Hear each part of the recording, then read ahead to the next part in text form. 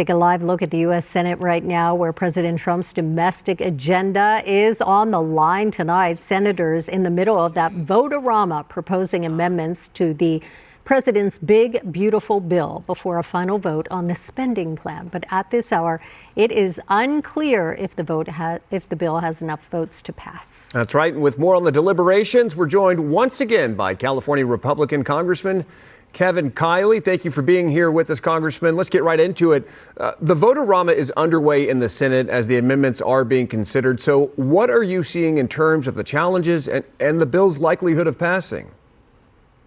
Yeah, I'm keeping tabs on what's going on in the Senate. We passed this bill out of the House a few weeks ago, and then depending on what the Senate does, we'll have one final vote once it comes to us. Of course, we're keeping very engaged with the Senate throughout the process, because it wouldn't make a lot of sense for them to send us something that we're going to summarily reject. So to give you one example of this, there was this provision related to public lands that went into the Senate bill that would have allowed for the sale of a lot of our public lands in California without meaningful local input. I represent a lot of public lands in my district, and I made it very clear that was a non-starter for me. And so fortunately, that provision has been removed from the bill. So, this so-called vote-a-rama is ongoing. We don't have vote-a-ramas in the House, or at least not something called that. The Senate has a somewhat different process, but I think there's still a good chance that they'll finish that in a fairly short amount of time, and then we'll get a chance to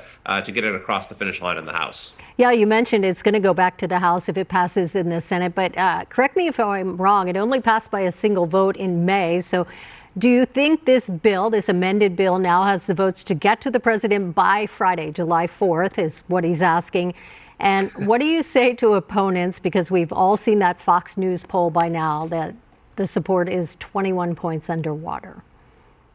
Well, I don't know about the poll, but I will say this, that when you look at the substance of the bill, I think that most Americans are gonna really like the major provisions of this. I mean, the threshold question is, do we want to have a massive tax increase, the biggest tax increase in American history, trillions of dollars, or do we want to provide Americans tax relief? Because if we don't do anything, then the tax cuts that were passed in 2017 are going to expire, and you're going to have American families pay thousands of dollars more in additional taxes. That's what happens if we don't pass this measure. There's also the question of the debt ceiling. Are we going to maintain the full faith and credit of the United States, or are we going to default for the first time in our country's history? If we don't pass this measure, we won't be raising the debt ceiling in order to maintain the full faith and credit of the United States. There's also important resources in this bill for immigration, border security, and for defense. And so I think that when folks learn about what's in the bill and start to see the impacts of it when it comes to tax relief, for example, then there will be a lot of support for it. As far as whether it's going to pass by Friday or not, I've learned that making predictions in this world is probably not a good idea. But I think that when it came before us before, we got it through. We've been in close dialogue with the Senate, so hopefully, it's with something like this, you have a lot of different people who have a lot of different ideas. It's inevitably going to be a compromise at the end of the day, and so we managed to get that done before, and we'll find out here in a couple days whether we can do so again. I wouldn't bet against it, though. Congressman, Democrats, of course, strongly object to this bill. Governor Gavin Newsom escalated his attacks on this very bill Friday, saying millions of Californians could lose health care under Medi-Cal. He then called you out, along with other fellow Republicans, saying that you betrayed your voters, saying you'll lose your jobs next year. Your response to the governor on both fronts? Well, let's remember, it's Gavin Newsom who has bankrupted Medi-Cal in California. That's not an exaggeration. He decided to become the only state in the entire country that gives free Medi-Cal to illegal immigrants in our state. And so that ended up costing us $10 billion this year. It'll cost us $12 billion this coming year. These expenses were so much higher than projected that Newsom had to take out an emergency loan, and then he had to go and ask the legislature for a bailout. Meanwhile, California citizens are not being well served by Medi-Cal in a lot of cases. They're not able to get a doctor's appointment when they need to go and see a doctor. And so for Gavin Newsom Governor Newsom to be pointing fingers at me when it comes to this issue is pretty ironic when he's the one who's bankrupted the system. I'll tell you what I've supported is I've supported saying that if you are an able-bodied, childless adult who is getting free health care from the government, then I think it's reasonable to ask that that person work a minimum of 20 hours a week. They can even fulfill that through volunteering. That's the provision that has the governor pointing these fingers and making these outlandish claims. I think that folks in California know the truth, and that his latest sort of hysterics aren't going to convince anyone. And Congressman, 4th of July coming up Friday. A lot of people are going to be packing up the SUV, getting on the road. Summer gas prices dropped to a 4-year low across the nation. Yay. But here in California, we are $1.40 above the national average. So set to rise even further, and that starts tomorrow because of the gas tax increase. You have been calling on the governor to suspend that tax. And is there any progress on that? What can you tell people who just want prices to come down? Yeah, I'd say I feel for you. I mean, it has gotten just absolutely out of control in California. I will say the one bit of good news is that I introduced a measure here in Congress to reverse the upcoming ban on gas-powered cars.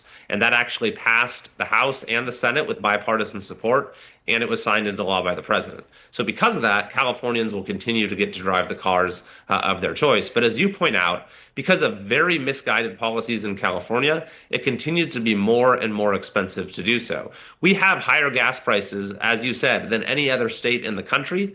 The second place state is Hawaii. That is an island state, and we have way higher gas prices than Hawaii does. And then we have this automatic increase coming. We have the so-called low carbon fuel standard that is estimated to add 65 cents per gallon. We also have 2 refinery closures that are upcoming, such that you had one study out of USC that said Californians could be paying $8 per gallon for gas by the end of next year. So I've called on Governor Newsom and the supermajority legislature to roll back these devastating policies that keep causing the price of gas to go up. That includes the gas tax, it includes this low carbon fuel standard, it includes a whole host of regulations that add to the price of gas in California, such that we pay so much more than anyone else. Congressman, before we go, we've got about 30 seconds here, but want to ask you about this. In the aftermath of this month's anti-ICE protests, you introduced the No Tax Dollars for Riots Act, which will deny public funding for tax-exempt status to nonprofits that perhaps organize riots. Do you think that's necessary? And have you seen any evidence of these nonprofits funding these protests? Well, absolutely. I mean, we saw the group Churla, for example, that was centrally involved in directing the rioters to where ICE officials were at any given moment. I mean, one of their officers has said they ran a hotline through Signal that would tell people where ICE operations were going on, and then you'd have people show up and disrupt those operations and engage in some horrifying acts of violence, as we're seeing on the screen right now. This group got $34 million from the state. They got monies from the federal government as well. There's now an ongoing investigation by the House Judiciary Committee as to whether they use those funds for criminal activity. So yeah, I think it's a pretty common sense notion that if you are a nonprofit claiming tax exempt status and getting funding from taxpayer dollars, you shouldn't be using those taxpayer dollars to foment violence, and certainly not against our law enforcement officers. All right, Representative Kevin Kiley, thank you so much for your time. We do appreciate your thoughts. Of course, thank you. Thanks for having me.